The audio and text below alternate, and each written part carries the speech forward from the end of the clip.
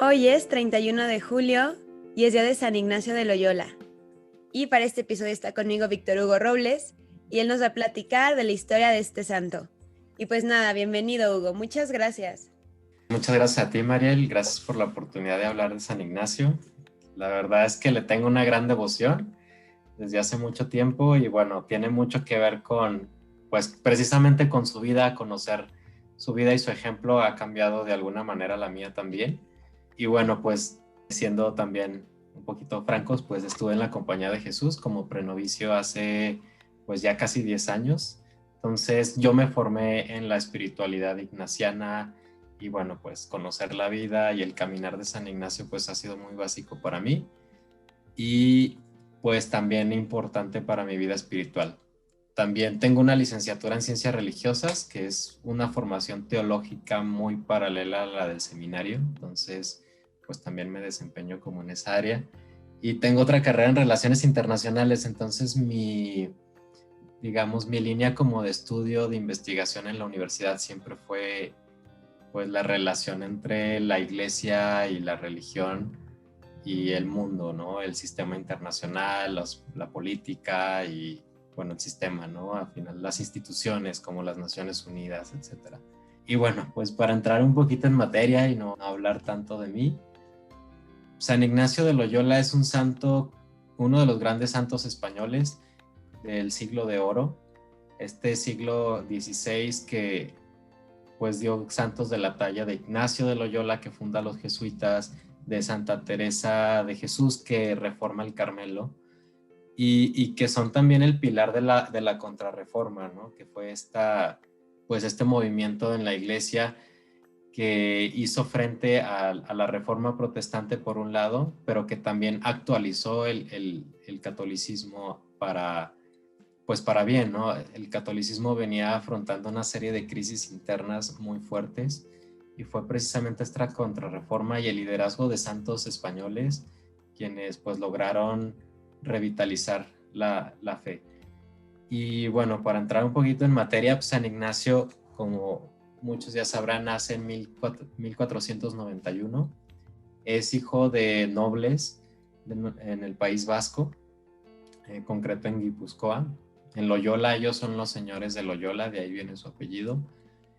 Y pues las aspiraciones de San Ignacio no eran heredar el señorío de Loyola o ser el sucesor de su papá digamos, en esta región, en este feudo, porque no era el hijo mayor, pero sí tenía muchas posibilidades de ser educado en la corte. Creo que estuvo un tiempo estudiando en la corte de los reyes de Castilla, o si no, si me equivoco, sería como en la corte de Navarra. Entonces, pues San Ignacio siempre aspiró a este tipo de vida. Y como parte de ese tipo de vida, él se formó en las armas, él luchó pues del lado de la corona de Castilla en varias guerras, y es precisamente en una de ellas en las que da pie a su conversión. Este año estamos celebrando el 500 aniversario de su conversión, que fue en 1521. Entonces estamos en el quinto centenario de San Ignacio. Y bueno, esta carrera militar lo lleva a pelear en las guerras que en ese momento enfrentaban sobre todo a los franceses y a los españoles. Y en una de estas batallas en Pamplona, él queda herido. Una bala de cañón le atraviesa las piernas, queda muy mal herido y pues tiene que someterse a una cirugía. Una cirugía muy dolorosa, una cirugía con las técnicas de su época y que pues a final de cuentas no fue muy satisfactoria porque a San Ignacio le quedó una pierna más corta que la otra y aparte tenía como una bola que se le salía, lo que hacía imposible que se pusiera las botas militares. Y para esto pues él estaba fascinadísimo con la vida militar, con la vida de caballeros. Él buscaba en su vida, su objetivo en su vida era tener gloria y honor para sí mismo. Y, y bueno, él sentía que el mundo se le venía encima o que se le había acabado la vida porque ya no podía él combatir ni usar la ropa que le daba este estatus social, ¿no? y los franceses lo llevan herido a su casa, Loyola, con su hermano, a recuperarse, y él por vanidad se somete a otra cirugía igual de dolorosa, pone en riesgo su vida otra vez, solamente por vanidad, solamente para que las piernas le volvieran a quedar parejas y volviera a usar la ropa militar, cosa que no sucedió. San Ignacio fue toda su vida una persona coja, tenía una pierna más grande que la otra a raíz de esa herida. Y bueno, debió de haber sido bastante gracioso verlo después de su conversión, vestido de pordiosero y de indigente con una pata cojita. Pero bueno, él después lo verá como una señal de humildad, ¿no? Y es en esta recuperación de la primera cirugía y de la segunda cirugía, que pues no tenía otra cosa más que hacer que estar en cama, que él pide a su cuñada que le acerque o que le preste libros de caballerías. O sea, lo que hacían para entretenerse en esa época y que a San Ignacio le gustaba mucho era leer libros de aventuras, ¿no? El típico libro de caballeros que rescatan princesas y toman castillos y bueno, que se llenan de gloria personal. Pero no había. Entonces le llevan los dos únicos libros que había en el castillo, que eran Una vida de Jesús y Una vida de los santos. Entonces, pues no tiene de otra más que leer eso, pero ahí es donde comienza su conversión, porque él empieza a notar que esas lecturas le traen una paz espiritual muy diferente que nunca había experimentado. Y obviamente pues él seguía todavía pensando pues en la gloria personal, en recuperarse. Él habla incluso en su biografía que siempre tuvo la ilusión de casarse con una princesa. Muchos historiadores han especulado que era una hija del rey de España y que sí en algún momento es posible que hayan tenido una relación. Y bueno, ese era el sueño de San Ignacio. Y cuando él pensaba en eso, obviamente, pues claro que quien se imagina lo que quiere en su vida y lo que le gusta, pues tiene un gusto, ¿no? O experimenta cierto placer, ¿no? De imaginar eso que sueñas. Pero se daba cuenta que después de imaginar esas cosas, esa sensación de alegría pasaba y se quedaba con un gran vacío. Pero cuando en cambio leía las vidas de los santos o la vida de Cristo y se imaginaba él también predicando el evangelio y haciendo penitencia y haciendo todas las cosas heroicas que hacían los santos, también le daba alegría, pero esa alegría duraba más tiempo y además de eso le daba una paz espiritual que se prolongaba, ¿no? Más allá del tiempo en el que él estaba pensando. Entonces ahí es donde empieza él a discernir que hay mociones internas dentro de nosotros y que esas mociones nos llevan hacia un, digamos, buen camino o hacia el mal camino. Y él empieza ahí a construir lo que más tarde será el discernimiento ignaciano y la espiritualidad ignaciana. Pero bueno, estábamos en la parte de su conversión. Obviamente, pues después de este tiempo de convalecencia se recupera, decide cambiar de vida.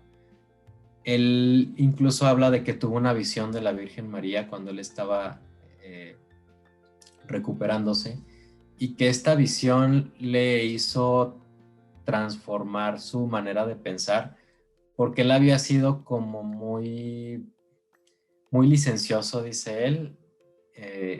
Él era muy mujeriego, en pocas palabras.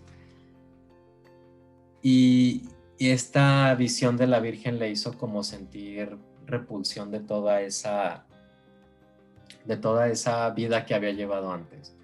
Entonces decide enmendarse y iniciar su conversión porque él quería pues imitar las virtudes de los santos y vivir como ellos, vivir como San Francisco. Tenía una gran devoción a San Francisco, vivir en la pobreza, vivir como Santo Domingo predicando el evangelio. Entonces sale para Montserrat, que es el santuario mariano más grande cercano a a Loyola y que además es de una gran devoción entre los vascos, y hace algo muy de su época. Hace guardia de honor a la Virgen toda la noche, se confiesa y al día siguiente pues se despoja de toda su ropa, de su armadura, ve a alguien pobre en el camino y le regala toda su ropa. Y emprende el camino porque pues su gran sueño era ir a Jerusalén, igual que San Francisco de Asís. Y quería él tocar con sus propias manos, ver con sus propios ojos los lugares donde había estado Jesús. Él siempre va a tener una idea muy recurrente a lo largo de su conversión y creo que todavía después en su vida, que es ver donde Jesús pisó antes de ascender a los cielos. Y en Jerusalén, en el Valle de los Olivos, hay una piedra donde se ve una huella y según la tradición es donde estuvo el pie de Jesús antes de subir al cielo. San Ignacio está obsesionado con ver con sus propios ojos el lugar estar donde pisó Cristo.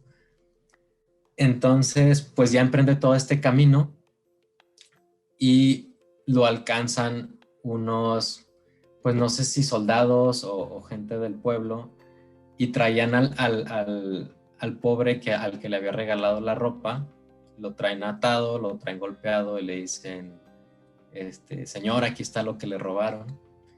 Y San Ignacio explica obviamente las cosas, dice, yo se lo regalé, dejan libre a esta persona, pero San Ignacio se da cuenta de algo, que es que las buenas intenciones no son suficientes. A veces por tratar de hacer el bien acabamos haciendo algo malo, y esto es un principio que después va a introducir en el discernimiento, es decir, que a veces el demonio puede tentarnos con cosas que aparentemente son buenas, pero que en el fondo buscan alejarnos de Dios. Entonces, bueno, eso será una máxima de San Ignacio después, una regla de discernimiento. Él continúa su viaje y llega a Manresa y hace una parada ahí para vivir en una cueva. Está ahí más o menos un periodo de un año. Vive de limosna, vive pobre y va todos los días a misa, se confiesa regularmente. Y en esta experiencia de un año en soledad como ermitaño en una cueva es donde salen los famosos ejercicios espirituales. Todo este año ahí tiene muchas experiencias místicas y todo eso que él, digamos, meditó, discernió, fue lo que después él escribió en los ejercicios espirituales. Y aquí hay una experiencia mística en particular muy bonita, en la que estando en un río que pasa por ahí por Manresa, que se llama el Cardoner, él le pareció empezar a ver las cosas con nuevos ojos. Y él dice que Dios le dio la gracia de ver las cosas como él las ve. Entonces, esto también se va a convertir como en un principio de la espiritualidad ignaciana, es decir, buscar ver las cosas y las situaciones de nuestra vida con los ojos de Dios, como en una actitud contemplativa. Y a raíz de que está este año aquí y que desarrolla los ejercicios espirituales, se va a proponer él después enseñar estos mismos ejercicios espirituales para que más gente tenga esa experiencia de Dios como él la tuvo y enmiende su vida.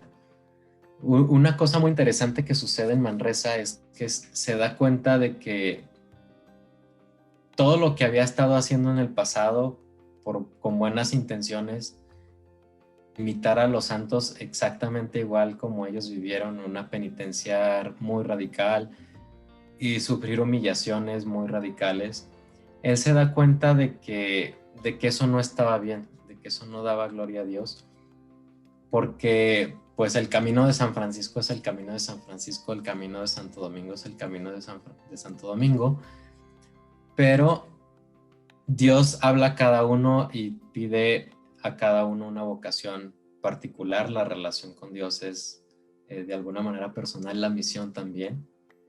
y él se da cuenta de que a través de los ejercicios espirituales entra él y cualquiera puede entrar en contacto con Dios de esa manera personal y saber lo que Dios quiere de ti.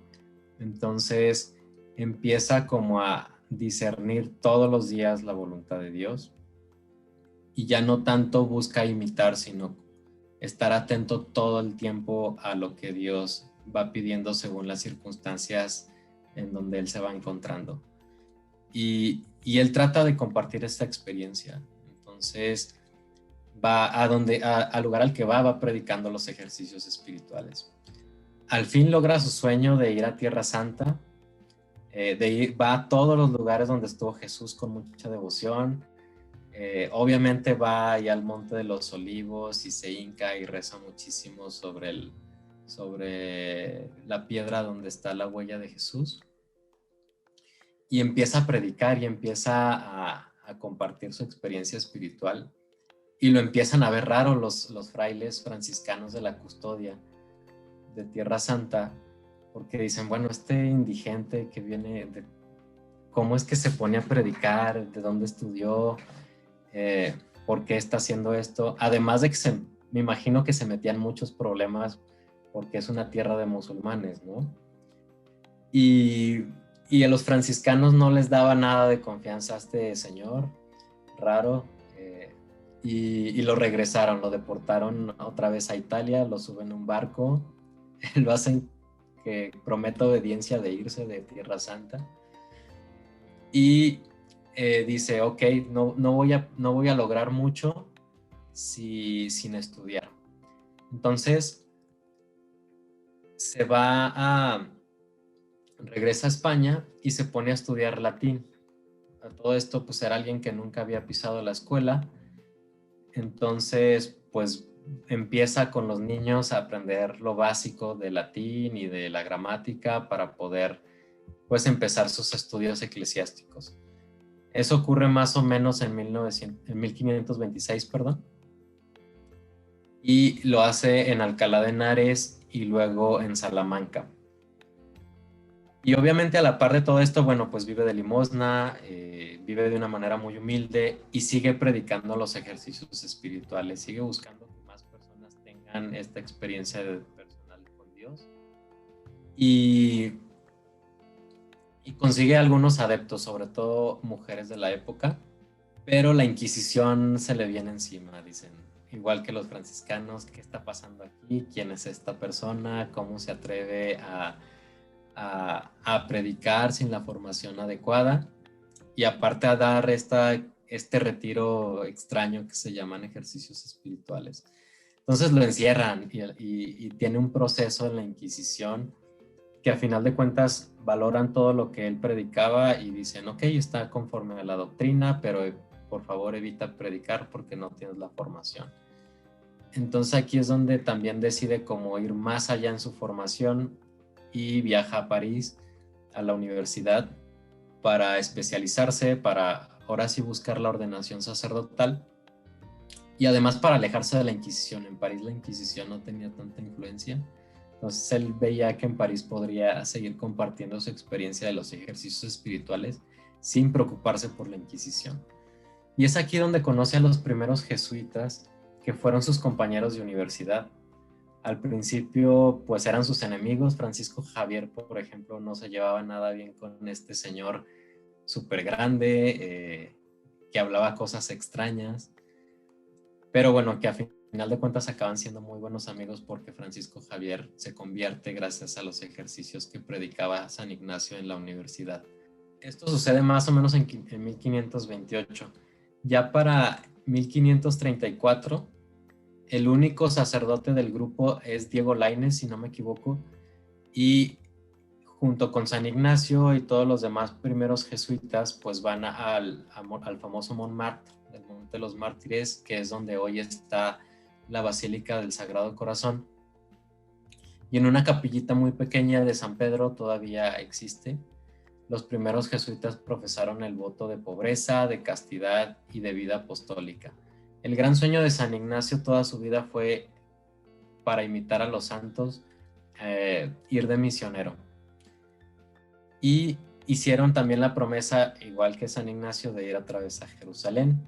Él siguió obsesionado con ir a Jerusalén y pues como él ya conocía las dificultades de ir para allá, además de que en esa época era muy difícil viajar por la amenaza de los turcos, se propusieron una segunda cosa, un plan B. Si no podían ir a Jerusalén, pues se iban a poner a disposición del Papa para que él les dijera qué hacer y en obediencia pues al sucesor de San Pedro, pues emprender la misión que que les encomendara.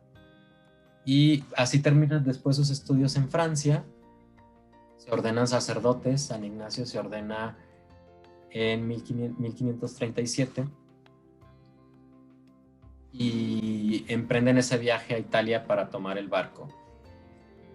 No pueden ir a Jerusalén por la guerra, entonces deciden un año ir por toda Italia a predicar y luego de ese año volverse a reunir para ver si puedan viajar y si no, pues ahora sí ir con el Santo Padre y así como ellos prometieron, pues ponerse a su disposición.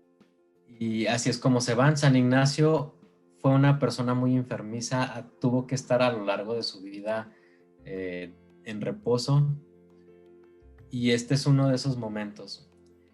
Él siempre atribuyó el ser enfermizo ya a una edad tardía al exceso de penitencia que tuvo cuando era joven, cuando recién se había convertido. Y él dice que estas enfermedades le impidieron hacer el trabajo que él le hubiera gustado hacer en favor del reino de Dios. Y es cuando se empieza a cuestionar esto que mencionaba anteriormente, cómo el demonio puede enseñarnos o guiarnos a cosas aparentemente buenas, pero que acaban siendo malas. Entonces, la gran importancia del discernimiento. Y este es otro de los momentos en los que San Ignacio tiene pues esta conciencia del discernimiento continuo, que es algo que siempre va a recomendar como director espiritual. Y bueno, pues obviamente no pueden viajar a Jerusalén, entonces pues deciden ir con el Papa y el Papa les da permiso de predicar en Roma y de predicar en Italia. Así lo hacen. San Ignacio redacta unas constituciones para crear una nueva orden y el 27 de septiembre de 1540 se fundan los jesuitas. La aprueba el Papa Pablo III y es a partir de este momento pues que San Ignacio ya ve totalmente frustrados sus sueños de ser misionero, porque pues se tiene que quedar en Roma como superior general y manda a todos sus jesuitas a predicar en Alemania, donde está la Reforma Protestante, otros países de Europa, donde pues la corrupción del clero hacía que la iglesia no cumpliera con su deber. Y recordemos que es la época de los descubrimientos. Los países, las potencias de la época empezaban a tener colonias en Asia y en América, y los reyes empezaron a ver el prestigio de los jesuitas y querían que los jesuitas fueran los misioneros en esos nuevos países. Entonces, pues también empieza a mandar misioneros a pues estas nuevas regiones del mundo. Y es así que San Francisco Javier, un gran amigo después de San Ignacio, pues acaba yéndose a la India y luego a Japón y finalmente muere en China. Y San Ignacio y San Francisco Javier nunca se volvieron a ver. Se escribían cartas, pero pues por la distancia las cartas las leían un año o inclusive 2 años después de que se escribió la carta. Entonces San Ignacio se enteró mucho tiempo después de que San Francisco Javier había muerto, ¿no? Él todavía seguía escribiéndole cartas. Y bueno, San Ignacio de Loyola va a ser conocido como el apóstol de Roma, porque ya estando en Roma, ya que se tuvo que quedar ahí, y pues hizo muchas obras de caridad, ayudaba mucho a los pobres, creó, si no me equivoco, un centro como para rehabilitar y atender prostitutas, en fin. Y esa época coincide con el trabajo de San Felipe Neri. Los dos son considerados los apóstoles de Roma, se conocieron y entre los dos levantaron una ciudad llena de miseria, llena de pecado. Recordemos que son tiempos de mucha corrupción en la iglesia y ellos dos dieron este testimonio de santidad, ¿no? En medio de todo ese caos. Los jesuitas, y cuando todavía vivía San Ignacio y con muchas pues direcciones y consejos de San Ignacio, fueron a predicar a Alemania, como ya había mencionado, y fueron de los grandes teólogos del Concilio de Trento, que fue el que reformó las costumbres de la iglesia y que creó la Contrarreforma para combatir la influencia del protestantismo, pues que estaba creciendo muchísimo. O sea que pues el rol de los jesuitas y de la espiritualidad de San Ignacio fue muy importante para toda esta lucha y para lo que después se conoció como el Concilio de Trento.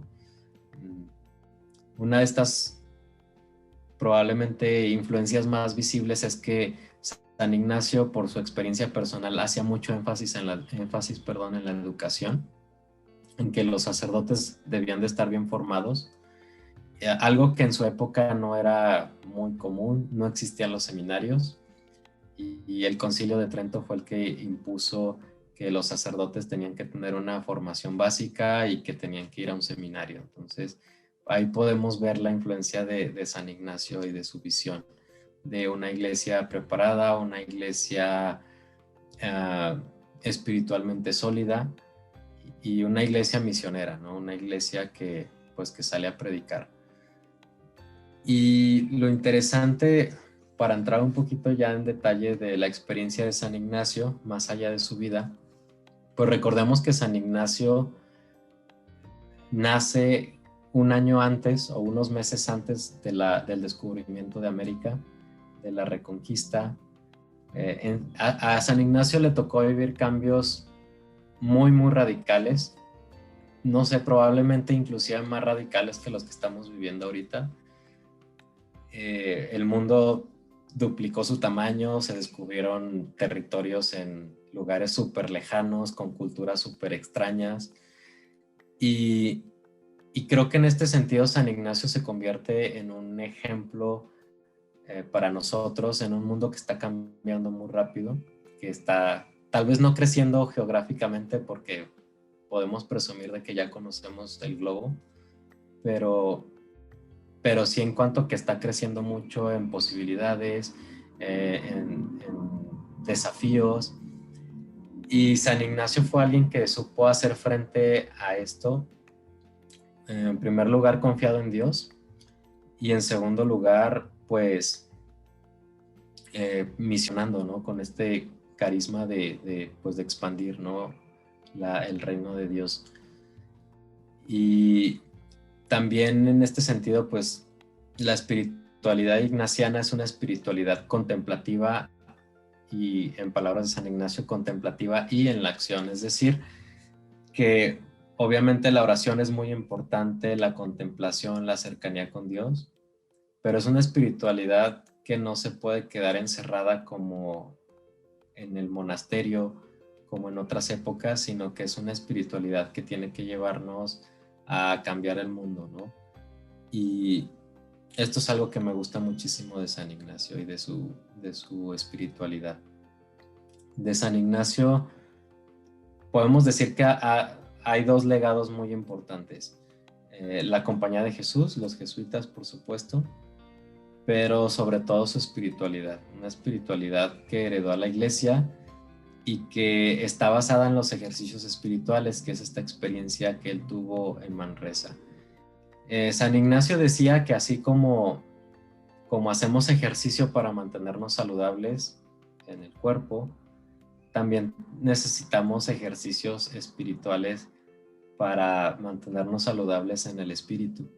Entonces, los ejercicios espirituales, según San Ignacio, su misión es enmendar la vida para buscar la mayor gloria de Dios. Entonces, a través de los ejercicios, que son literal ejercicios, son meditaciones que se van haciendo a lo largo de un mes para pues lograr esta finalidad, que es centrar a la persona, centrar al ser humano en su misión fundamental, que en palabras de los mismos ejercicios espirituales es pues servir y alabar a Dios, y mediante esto salvar el alma. Y bueno, para profundizar un poquito más en la espiritualidad de San Ignacio, pues yo creo que se basa en estos ejercicios espirituales y también en otros dos principios, que serían el discernimiento, que su aplicación práctica es el examen de conciencia, y el magis. ¿Qué es el examen de conciencia y qué es el discernimiento? San Ignacio de Loyola en los ejercicios espirituales te prepara para que toda tu vida hagas este examen de conciencia, que no es solo como un examen previo a la confesión. Obviamente contempla esa parte en la que reconoces tus pecados, y si es necesario ir a confesarte, pues vayas a confesarte. Pero sobre todo lo que busca San Ignacio es que nos hagamos conscientes todos los días de estas mociones que se dan dentro de nosotros, estos deseos internos, que así como él los experimentó por primera vez cuando estaba convaleciente, vayamos descubriendo qué es eso que nos va moviendo todos los días, y a través de una serie de reglas podamos discernir si vienen de Dios, pues para seguirlos, y si vienen del mal espíritu o del demonio, pues para rechazarlos, ¿no? Esa sería como la disciplina básica de San Ignacio. Aparte de que la espiritualidad ignaciana se puede definir en una frase que es: buscar y hallar a Dios en todas las cosas. Entonces también con este discernimiento continuo de todos los días es que podemos ver la presencia de Dios, hacer conciencia de la presencia de Dios en nuestras vidas todos los días. Y bueno, pues esta es como la actitud básica de oración de San Ignacio. Y por otro lado está el magis. El magis, que en latín significa más, es el famoso principio de a la mayor gloria de Dios, que hizo tan famosos a los jesuitas y al propio San Ignacio, que es que todo lo que hagamos, en todos los contextos en los que nos encontremos, lo hagamos para más amar y servir a Dios nuestro Señor. Entonces esto implica que pues todo lo hagamos de la mejor manera, que siempre tratemos de dar más. Por eso se llama magis. Y yo creo que estos son los tres principios que nos hereda San Ignacio, o que son la parte fundamental de su espiritualidad. San Ignacio de Loyola, pues finalmente, como decía, no va a cumplir su misión, o más bien su sueño de ser un misionero, sino que pues se quedará como superior de los jesuitas en Roma, verá crecer muchísimo su orden y muere en 1556. Después el Papa lo va a canonizar, y bueno, pues hoy en día es considerado pues uno de los grandes santos, porque su influencia en la iglesia después del Concilio de Trento pues fue muy importante, además de que heredó a la iglesia una espiritualidad muy práctica que se puede vivir en la vida cotidiana sin la necesidad de entrar a un monasterio o estar en un convento. Y esa ha sido una de las cosas que pues más me han maravillado de San Ignacio y de su espiritualidad, porque es una espiritualidad muy profunda, muy contemplativa, pero que la puedes vivir pues en la vida cotidiana, en el contexto en el que te encuentres. Y bueno, eso sería todo de mi parte. Muchas gracias por la invitación, Mariel. No sé si quieras agregar algo. Gracias, Víctor Hugo. Gracias a ti pues por compartir sobre la vida de San Ignacio con tantos detalles. Creo que para conocer la espiritualidad de un santo, también es muy, muy importante conocer su vida, ¿no? Porque vas viendo todo lo que hay detrás, todas esas experiencias que lo marcan y pues apuntan hacia cómo va a ser su espiritualidad, ¿no? Como San Francisco, cómo empezó su relación con su padre, etcétera. O sea, creo que el contexto es muy bueno y creo que nos diste como una imagen muy, muy buena de cómo era San Ignacio, cómo desde chiquito tenía este espíritu de heroísmo, de entrega, y qué bonito ver cómo un santo tiene tanto anhelo de una entrega, ¿no? Y de como una aventura y como de una batalla. Y al final creo que la consiguió y creo que por eso se puede ver su espiritualidad como, pues como una batalla, como una conquista, pero de uno mismo y también de ver el mundo como el campo de batalla para llevar almas a Dios, ¿no? Como sus misioneros, como en todo amar y servir, todo a mayor gloria de Dios, siempre como con esta caballería pues que le gustó desde pequeño. Entonces creo que algo que yo rescato, además de toda la espiritualidad que ya mencionaste, es eso, como ver en nuestros anhelos cómo eso puede llevarnos a la santidad, cómo en nuestra personalidad, en nuestros gustos personales, incluso hobbies como San Ignacio, puede llevarnos a la santidad porque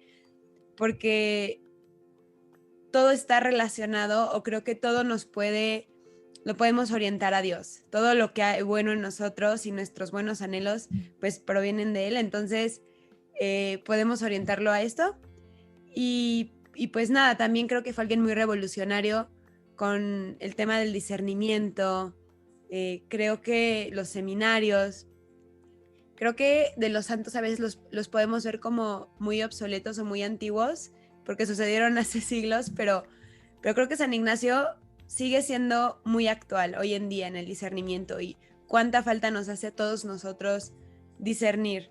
Y es muy difícil y yo creo que nunca va a ser sencillo como para tenerlo dominado, pero pues es parte de este camino espiritual, ¿no?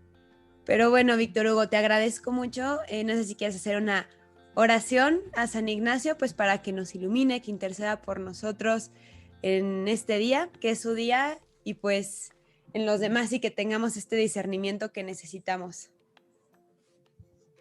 Claro que sí, pues más que orar a San Ignacio, me gustaría que oráramos con San Ignacio y que pues junto con él dijéramos esta oración que es la oración final de los ejercicios espirituales y que el Papa Benedicto XVI decía, qué difícil es orar esto, qué difícil es por todo lo que implica, pero bueno, pidámosle la gracia a Dios y digamos, toma Señor toda mi libertad, mi memoria, mi entendimiento y mi voluntad, todo mi haber y poseer. Tú me lo diste, a ti Señor lo torno, todo es vuestro, dispone de ello según tu eterna voluntad. Dame tan solo tu amor y tu gracia, que esto me basta para servirte. Y pues bueno, San Ignacio ruega por nosotros.